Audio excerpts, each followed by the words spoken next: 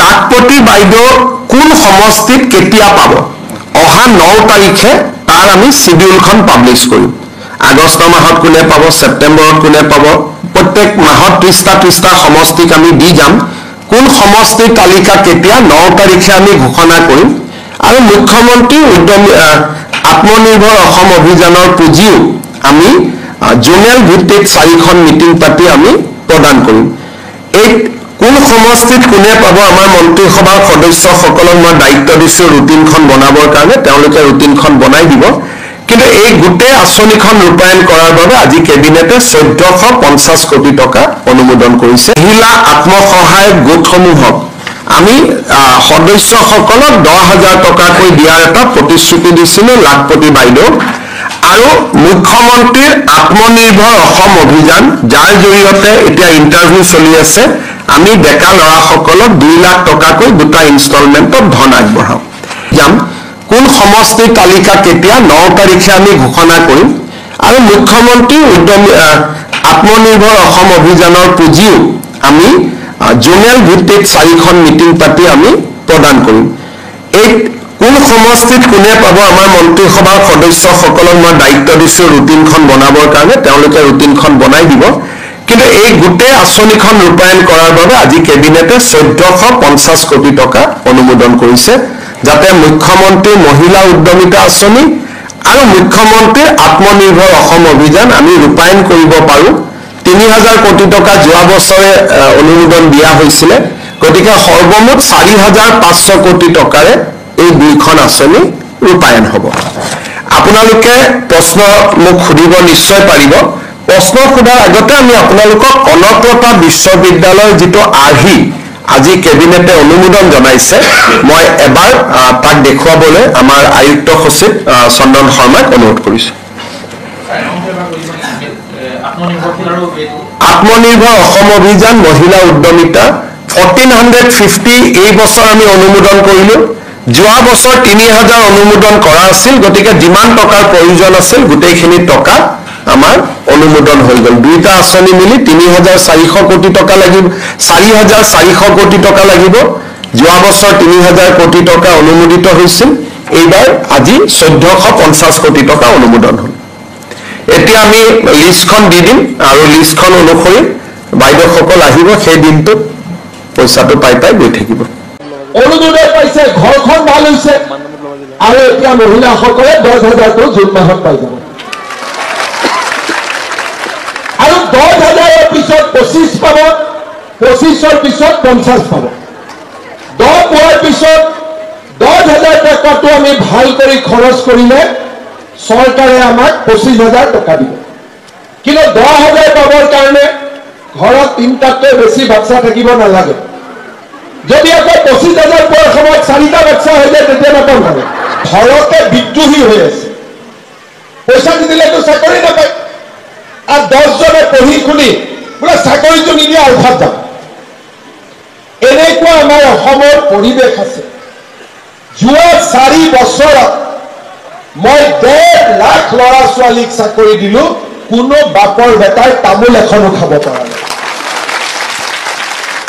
মাত্ৰ 4 বছৰৰ ভিতৰতে যিখন অসমৰ দুৰ্নীতি নহলে একো কাম নহৈছিল আজি লাহে লাহে সমাজখনৰ জীৱনলৈ পৰিৱৰ্তন আহিছে মানুহৰ সমস্যাবিলাক সমাধান হৈছে এতিয়া অসমত উদ্যোগ আহিব 7,000-8,000 টকাৰ কাৰণে আমাৰ ল'ৰা ছোৱালী কৰ্ণাটকত যায় তামিলনাডুত যায় বোলে কি কৰে সিকিউৰিটি গাৰ্ড কিমান টকা দৰমহা 8,000 বেমাৰ হলেও চিকিৎসা কৰিব নোৱাৰে ঘৰলৈকেও টকা পঠাব নোৱাৰে আজি এবাৰ যদি আমি অসমত উদ্যোগ বঢ়াব পাৰো সেই গোটেই ল'ৰা ছোৱালীবিলাকক আমি অসমলৈ উভতাই আনিব পাৰিম মাকৰ ল'ৰা মাকৰ বুকুলৈ উভতি আহিব পাৰিম কোনেও আগত চিন্তা কৰা নাছিল এই টকা নিদিয়াকৈ চাকৰি হ'বনে অসমত ক'ত আম্বানী আদানী আহিব কিন্তু আজি পৰিৱৰ্তন হ'ল আগতে মানুহে ডিব্ৰুগড় যাওঁতে ফোন কৰে ক'ৰবাত ৰাস্তাত বন্ধ আছে নেকি বোলে ৰেলত যাম বোলে আজি ৰেল বন্ধ আছে নেকি?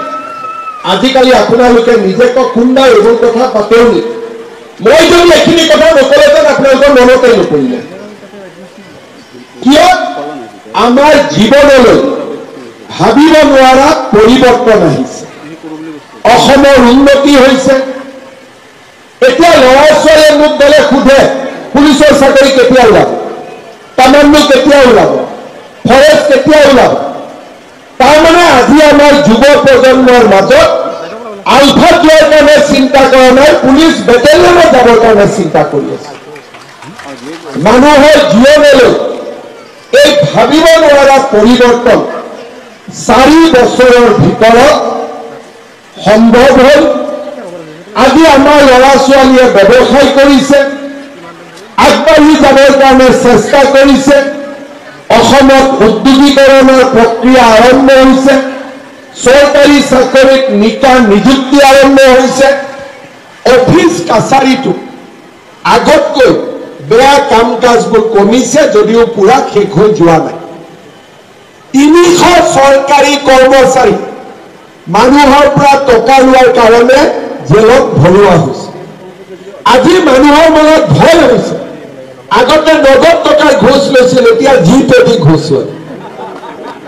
যেনে চৰকাৰে গম নাপায়, কিন্তু জিপেটো ঘোষ ললে কেনেকে ধৰিব পাৰি তাকো আমি বুজি পাওঁ, তাৰো ব্যৱস্থা কৰিছো। অসমখনৰ পৰিৱৰ্তন প্ৰত্যেক দিনাই হৈছে। দুখীয়া আৰু নিম্ন মধ্যবিত্ত এই মানুহখিনি আমি কেনেকে সকাহ দিব পাৰোঁ।